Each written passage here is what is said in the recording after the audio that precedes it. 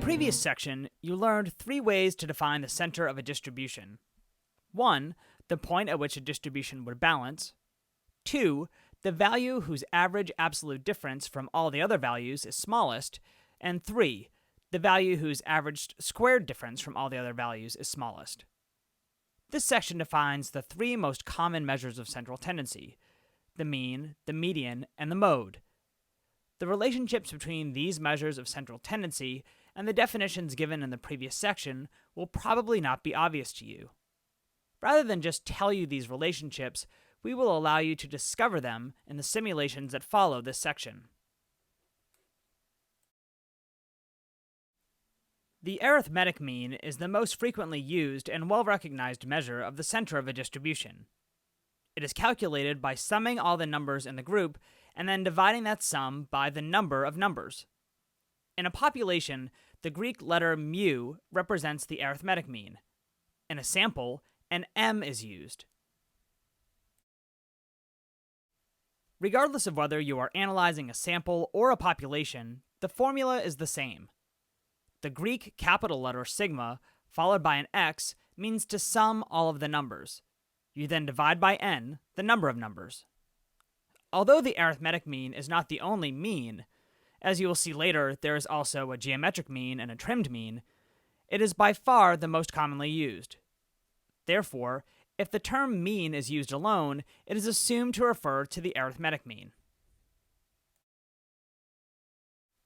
As an example, imagine that 1, 2, 3, 6, and 8 3-point shots are made by the 5 starting players on a basketball team. What is the mean number of shots made? First, sum the number of shots, resulting in a total of 20. Then divide by the number of starting players, or 5, which gives a mean of 4 shots. The median is another common measure of central tendency. In general terms, it is the exact midpoint of a distribution, meaning that the same number of scores are above the median as below it. Another way of thinking about the median is that it represents the 50th percentile of a distribution. Let's imagine that in your class of 31 students, you earn the 16th highest score, say an 80.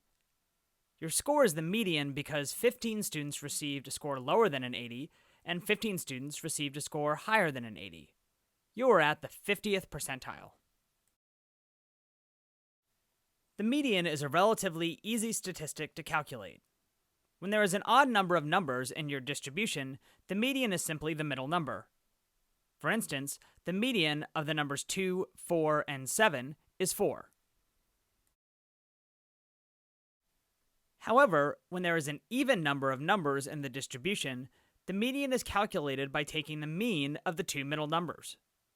For instance, if a sample consists of 4 scores, 2, 4, 7, and 12, the median is the average of 4 and 7, which is 5.5.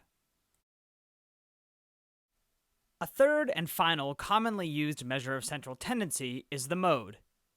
The mode is the most frequently occurring value in a sample or a population. Imagine that you and 9 other people play a hole of golf and make these scores. Because 3 is the most frequently occurring value, 3 is the mode. With continuous data measured to many decimal places, the frequency of each value is typically 1, since the same score is rarely obtained more than once. For example, if you measure the time it took to make a response to a stimulus, no 2 times would be exactly the same. How do you calculate the mode when every score has a frequency of 1? The solution to this problem is to compute the mode from a grouped frequency table. This table shows a grouped frequency distribution for response time data. The interval with the highest frequency is 600 to 700, so the mode is the middle of that interval, which is 650.